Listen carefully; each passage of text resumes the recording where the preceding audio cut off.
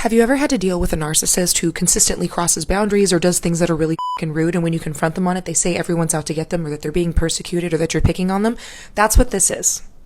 Because there is no anti-Christian bias in the United States, especially in the government. Our leaders swear on the Bible when they're inaugurated. And after that inauguration, the next day, they go to a Christian church service.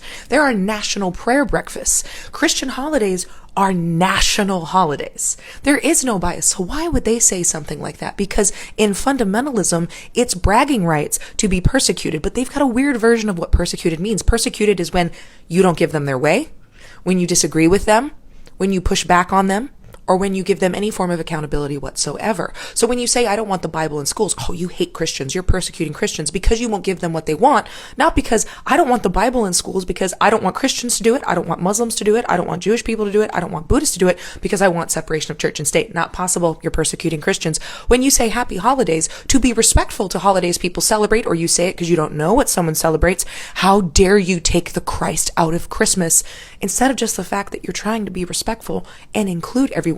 Because in Christian ideology, freedom of religion only applies to them. They believe that Christianity should rule and have dominion over all people in this country and all other religions. And it comes from an ideology called the Seven Mountains Mandate. Now it's 7 p.m. tonight. There's a 12-minute video dropping on my Patreon to explain that fully. And you're going to want to listen to it because it's pretty amazing. The link's in my bio. But those 7 mountains are religion, family, education, government, media, arts and entertainment, and business. They think that Christians should rule all 7 of these mountains using a misinterpretation of Genesis 1:28, where God told the survivors of the flood to go fill the earth, subdue it, and have dominion over it. But in that verse, when he mentions dominion, he says the fish, the birds, and the animals that walk the earth. He's talking about having dominion over the animal kingdom, not other people.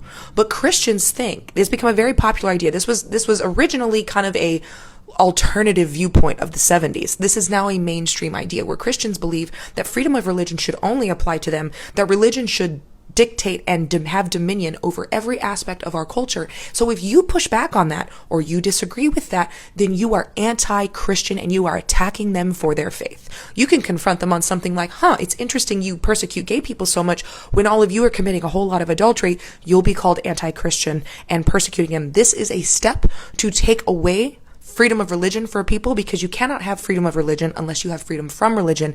And it's a step to implement, as the Taliban did, a religion that dominates government.